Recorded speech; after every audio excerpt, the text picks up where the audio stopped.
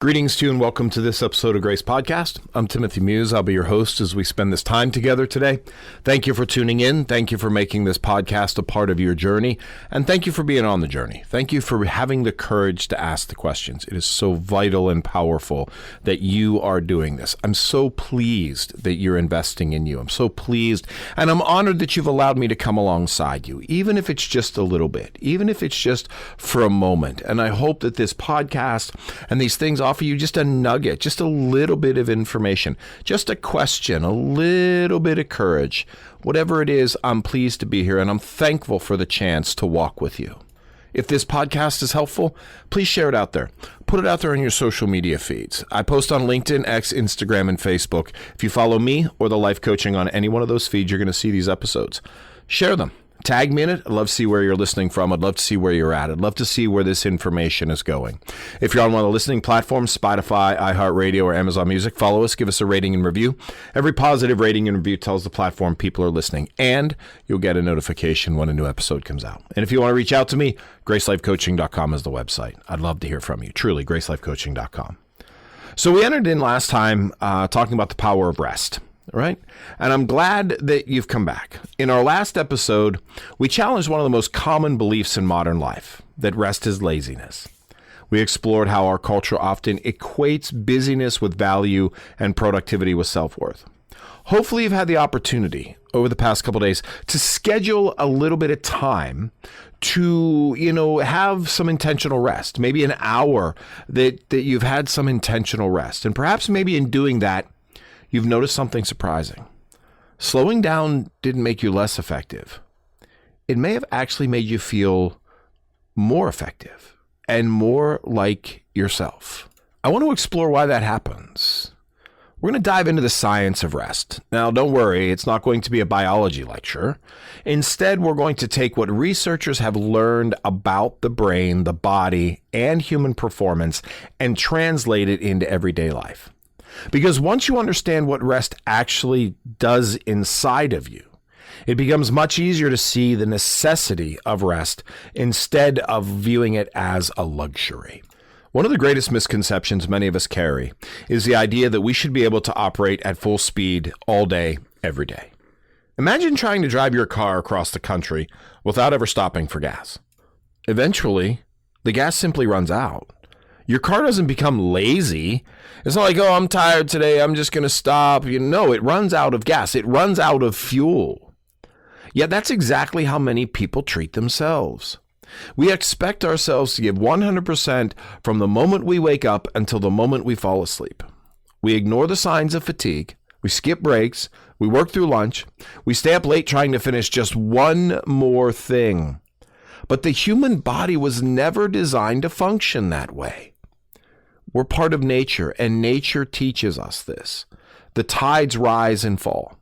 The seasons change. Day becomes night. Our heart contracts and relaxes with every beat. We breathe in and out. Everything healthy operates in rhythm. Your body's no different. Work and recovery are partners. Neither works well without the other. Okay? So we need to see this as part of the actual physiological aspect of human existence. Because rest actually has an effect inside of you when you do it. Most people think that rest means nothing is happening. I'm just not doing anything. In reality, some of the most important work your body ever does happens while you're resting. During quality sleep, your brain begins cleaning itself. Throughout the day, normal brain activity creates waste product. While you sleep, the brain's natural cleaning system becomes much more effective, helping remove those byproducts. Think of it as an overnight housekeeping crew that prepares everything for another productive day. Your brain also strengthens memories.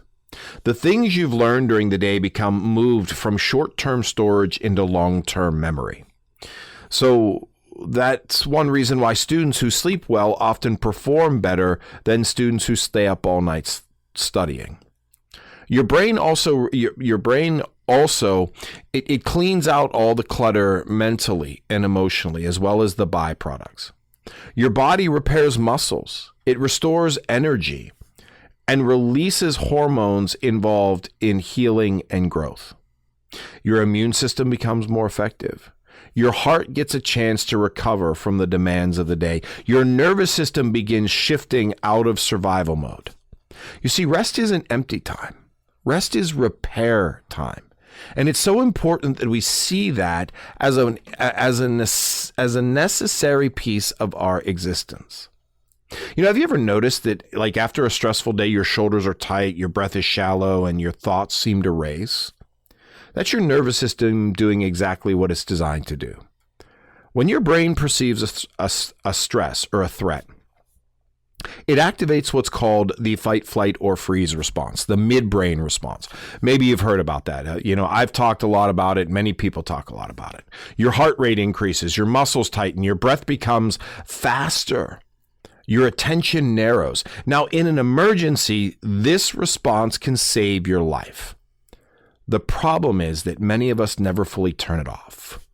We have traffic and emails and news headlines and financial stress and relationship challenges and deadlines and social media. One stressful event after another keeps the nervous system activated for hours or even days. Rest helps activate the opposite response. Your heart slows down, your breath deepens, digestion improves, muscles begin to relax, the brain shifts from constant vigilance towards restoration. This isn't weakness, my friends. This is biology. Your body cannot heal while it believes it is constantly under attack. Let's talk about the hormone called cortisol. You may have heard people talk about cortisol. Cortisol's out there a lot. It's often called the stress hormone. Now, cortisol isn't in itself bad, okay? In fact, it's incredibly helpful. It wakes us up in the morning. It helps us respond to challenges. It gives us energy when we need it. The problem isn't cortisol. The problem is having too much of it for far too long. When stress never lets up, cortisol stays elevated. Over time, that can affect your sleep, your mood, your concentration, your appetite, your blood pressure, and your immune functions. Many people feel trapped in this cycle. Stress makes it difficult to sleep. Poor sleep makes them more stressed. Increased stress makes sleep even harder. It's a loop, okay?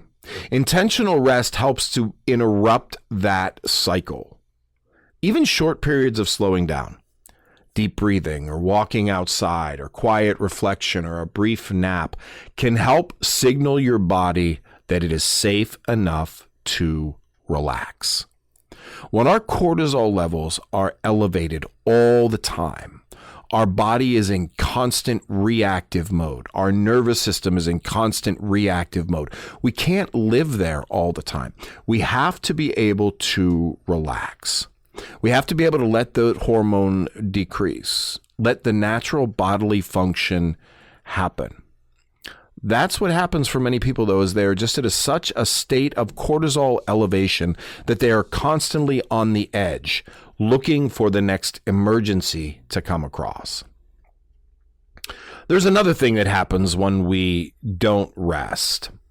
When we don't rest, we struggle to be creative. Have you ever had this happen? You struggle with a problem for hours. Nothing works. You're frustrated. So you decide to stop thinking about it. Then suddenly, while you're in the shower, or you're walking the dog, or you're driving home, the answer appears. Why? Because your brain keeps working even when you're not actively concentrating.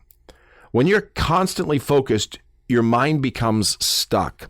It looks for one answer in one path, in one road. Periods of rest allow different parts of the brain to connect ideas in new ways.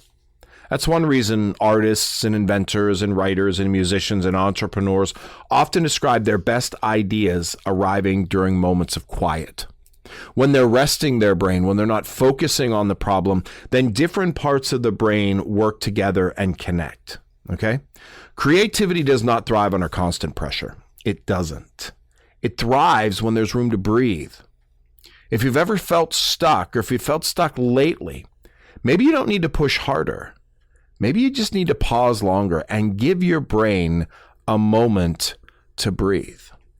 to let that creativity flow, to step away and allow your brain to flow in different ways. Allow it to connect in different areas, paths, and avenues. And another thing that intentional rest helps us to overcome is decision fatigue. Decision fatigue is a reality. It is a reality. Every decision we make uses mental energy. And I've said this before, we make around 30,000 decisions a day. What should I wear? What should I eat? How should I respond to this email? Should I say yes? Should I say no? Thousands of tiny decisions over and over every day. By evening, your brain is tired, right? This is called decision fatigue. You've probably experienced it without realizing it. You know, you get to the end of the day and it's dinner time and you're standing in front of the refrigerator, unable to decide what to make for dinner, what to eat for dinner. All of these options are before you, but unable to decide. Or you go out to dinner, right? You know, end of the day, you go out to dinner, you open up the menu and you look at all these yummy options and you just can't decide, all right? Or you become impatient over small problems, or you procrastinate on important decisions that you have to make. Your choices are there, but you choose whatever feels easiest. It's not because you've suddenly become lazy. It's because your mind's battery is low. Your mental energy is used up. Rest helps to recharge that battery. Sleep restores your ability to think clearly. Taking breaks improves concentration. Even stepping away for 10 minutes can improve your judgment. Sometimes the wisest decision you can make is to postpone any major decision until you've rested. Have you ever heard of, I'm going to sleep on this? Yeah, well, that's what that is. I'm going to sleep on it. I'm going to rest while I'm trying to make this decision. If you've ever been to, a car dealership or in a sales pitch, not necessarily even a car dealership, but because that's changed greatly, but a sales pitch, and the salesperson doesn't want you to think. They just want you to decide. They just want you to decide. They just want you to decide. But when you say, I want to step back and I want to rest and I want to think about this decision. I want to think about it and I'll make the decision tomorrow. And usually there's the offer's only good for 10 minutes and then the offer's going to go away. That is depending on decision fatigue, okay? That is depending on you reacting in that fear. But when we rest before we make major decisions, we can start to see more clearly the ramifications of those decisions. We can start to see the other things that can take effect that maybe we can't see when that cortisol level is high and our attention is narrowed. And all we're going to see is if I don't buy this car, I'm not going to get a car. Or if I don't sign this deal, I'm not going to get a deal, all right? But decision fatigue is something that really drains us. It drains us every day. So the wisest decision you can make is to postpone a major decision until you've rested, until you have that mental energy to make the best decision possible. That pattern is played out by some of the most successful people that we know, okay? We want to think the greatest myth about the successful people in the world is that they simply work harder than everyone else. That's really not true. The reality is much more balanced. Elite athletes schedule recovery. Professional musicians protect their voices. Surgeons take breaks during long procedures. Pilots have mandatory rest periods. Top performers understand something that many of us overlook. Performance depends on recovery. Without recovery, performance eventually declines. Think about a professional weightlifter. They're out there lifting weights. The muscles don't actually become stronger while they're lifting weights. They become stronger while recovering afterwards. The stress creates the opportunity. Recovery creates the growth. The same principle applies to your emotional life, your work, your relationships, and your mental health. Growth requires recovery. It requires you to step aside and allow your body and your mind to rest. Okay? Think about this honestly. Think about this. I want you to think about a few things as you kind of dwell on this. When during the day do you notice your energy begin to fade? When is it? For me, it's usually 2:30 or 3 o'clock in the afternoon. I hit that low peak. My blood sugar is low. My energy levels are low. And I really don't have the drive to do anything. What physical signs does your body tell you that it needs rest? maybe aching muscles, or maybe brain fog, or maybe you're yawning, or you can't keep your eyes open, or you can't concentrate, right? Do you usually listen to those signs, or do you ignore them? How much of your exhaustion comes from physical tiredness, and how much of it comes from mental overload? Again, we talked before, awareness is so important.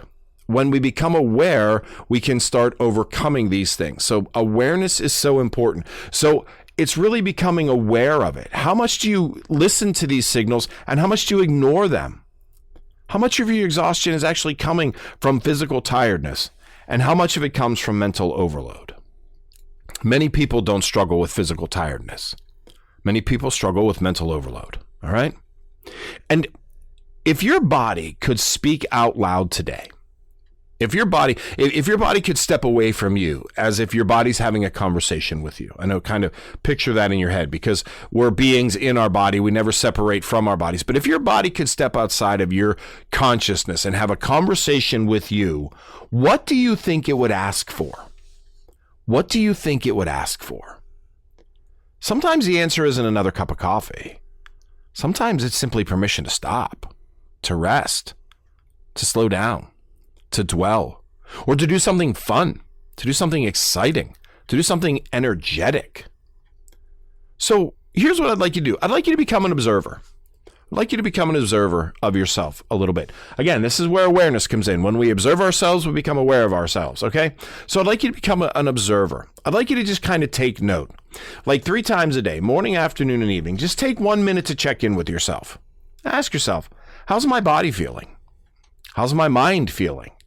How's my emotional energy right now? Then give yourself a rating, 1 to 10. Don't judge them, just notice it. Just notice it. Notice where you are strong in your physical energy, where your body feels good, and notice where it doesn't. Notice where your mind feels good and where it doesn't. Notice how your emotional energy ebbs and flows throughout the day. Don't judge it, just notice it. See if there's a pattern that emerges. Maybe your energy crashes every afternoon because you skip lunch. Or maybe your best thinking happens after a morning walk. Or maybe scrolling social media before bed leaves you restless. Awareness always comes before meaningful change. And this is a way that we can gain some awareness. Just taking note. Just notice. Okay? So remember, rest isn't something your body merely enjoys. It's something your body requires.